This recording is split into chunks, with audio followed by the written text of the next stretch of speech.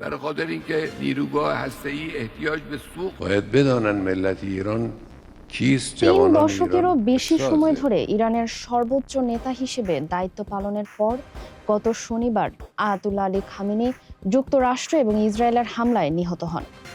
কিভাবে একটি দরিদ্র পরিবার থেকে এই অবধি এলেন খামেনি? কেমন ছিল তার শৈশব? আমি ফারিহা আহমেদ জানাবো আপনাদেরকে সেই বিস্তারিত। 1939 সালের 19 এপ্রিল ইরানের মাশহাদ শহরের একটি শিয়া পণ্ডিত পরিবারে জন্ম হয়েছিল আয়াতুল্লাহ আলী খামেনির।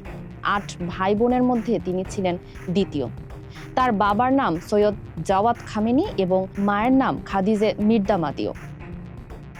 আলী খামেনির পরিবারে অভাব ছিল নিত্যসঙ্গী। অনেক সময় না খেয়েই রাত কাটাতে হতো। মাঝে মাঝে রাতের খাবারের জন্য কিশমিশ দিয়ে তৈরি রুটি ছাড়া আর কিছুই থাকতো না। প্রায় 65 বর্গমিটারের ঘর ও একটি অন্ধকার বেসমেন্ট ছিল তাদের একমাত্র আশ্রয়। বাবার ধর্মীয় পরামর্শ চলাকালীন পরিবারকে বেসমেন্টে অবস্থান করতে হতো। পরবর্তীতে আশেপাশের একটি খালি জমি দানশীলদের মাধ্যমে ক্রয় হওয়ায় বাড়িতে 2টি নতুন রুম তৈরি করা সম্ভব হয়, যা তাদের জীবনযাত্রায় কিছুটা স্বস্তি এনেছিল। পুরনো ও মলিন পোশাকের কারণে মাদ্রাসায় সহপাঠীদের কটাক্ষের শিকার হন তিনি, যা থেকে ঝগড়া বিবাদও সৃষ্টি হতো। শৈশব থেকে দৃষ্টিশক্তি দুর্বল থাকায় শ্রেণীকক্ষে বোর্ড ও শিক্ষক স্পষ্ট দেখতে পারতেন না। বিষয়টি দীর্ঘদিন ধরা না পড়ায় 3য় শ্রেণী পর্যন্ত তাকে অলস ও দুর্বল শিক্ষার্থী হিসেবে ভাবা হতো। পরে দৃষ্টিজনিত সমস্যার কারণ শনাক্ত হলে চিকিৎসকের পরামর্শে চশমা ব্যবহার শুরু করেন। এরপরই তার শিক্ষা জীবনে আমূল পরিবর্তন আসে। পড়াশোনায় দ্রুত উন্নতি করে তিনি অল্প সময়ের মধ্যেই মেধাবী শিক্ষার্থীদের কাতারে উঠে আসেন। প্রতিকূল শৈশব পেরিয়ে এই উত্থান তার ব্যক্তিত্ব গঠনে গুরুত্বপূর্ণ ভূমিকা রাখে। 4 বছর বয়সে সাইয়েদ আলী এবং তার বড় ভাই মোহাম্মদকে প্রাথমিক শিক্ষা দেওয়ার জন্য ঐতিহ্যবাহী মক্তবে পাঠানো হয়। পরবর্তীতে তিনি ইসলামী বিশ্ববিদ্যালয়ে স্থানান্তরিত হন এবং মাশহাদের ধর্মতাত্ত্বিক মাদ্রাসায় পড়াশোনা চালিয়ে যান। তার পিতার তত্ত্বাবধানে এবং অভিজ্ঞ ধর্মীয় পণ্ডিতদের নির্দেশনায় মাত্র 5 বছরে যুক্তিবিদ্যা, দর্শন ও ইসলামী আইনশাস্ত্র সহ মধ্যবর্তী স্তরের পাঠ্যক্রম সমাপ্ত করেন। এরপর তিনি দার্সে খারিজ পর্যায়ে গ্র্যান্ড আয়াতুল্লাহ মিলানির মতো প্রখ্যাত পণ্ডিতদের কাছ থেকে উচ্চ স্তরের শিক্ষাগত প্রশিক্ষণ গ্রহণ শুরু করেন। কৈশোরেই সাহিত্যের প্রতি তার গভীর অনুরাগ তৈরি হয়। উপন্যাস ও কবিতায় ছিল প্রধান আকর্ষণ। লিও টলস্টয়, ভিক্টর হুগো ও রোমা রোলার মতো লেখকদের রচনা নিয়মিত পড়তেন তিনি। ধর্মীয় শিক্ষায় প্রবেশের আগে 1000-এর বেশি উপন্যাস পাঠ করেন বলে জানা যায়। ধীরে ধীরে কবিতা পাঠের আসর ও সাহিত্য সভায় অংশ নিতে শুরু করেন। যৌবনে আমিন ছদ্মনামে কবিতাও লেখেন খামেনি।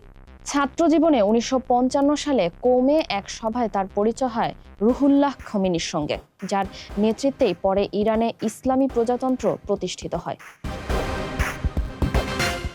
আলী খমেনি কোমে অধ্যয়নকালে ইরানের তৎকালীন শাসক শাহ মোহাম্মদ রেজা পাহলভির শাসনের বিরুদ্ধে সক্রিয় অবস্থান নিতে শুরু করেন। 1962 সালে তিনি আয়াতুল্লাহ রুহুল্লাহ খমেনির ধর্মীয় ও রাজনৈতিক আন্দোলনে যুক্ত হন। ধীরে ধীরে খোমেনির ঘনিষ্ঠ ও অনুগত অনুসারীতে পরিণত হন তিনি। বিভিন্ন স্মৃতিকথায় খামেনি উল্লেখ করেছেন তার রাজনৈতিক ও আদর্শিক চিন্তার মূল ভিত্তি ছিল খোমেনির ইসলামী দর্শন। শাহ বিরোধী আন্দোলনে সরাসরি অংশ নেয় তাকে একাধিকবার গ্রেফতার করা হয়। বিপ্লব পূর্ব সময়ে তার রাজনৈতিক তৎপরতার কেন্দ্র ছিল মাশহাদ। পরে 1977 সালে তিনি সপরিবারে তেহরানে স্থানান্তরিত হন। 1979 সালে ইসলামী বিপ্লবের পর আলী খামেনি তেহরানে ফিরে আসেন এবং বিপ্লবী পরিষদে গুরুত্বপূর্ণ দায়িত্ব পান। তিনি পরবর্তীতে উপ-প্রতিরক্ষা মন্ত্রী হিসেবে নিযুক্ত হন এবং ইসলামিক বিপ্লবী গার্ড কোরকে সংগঠিত করতে গুরুত্বপূর্ণ ভূমিকা পালন করেন, যা পরবর্তীতে ইরানের অন্যতম শক্তিশালী প্রতিষ্ঠান হয়ে ওঠে।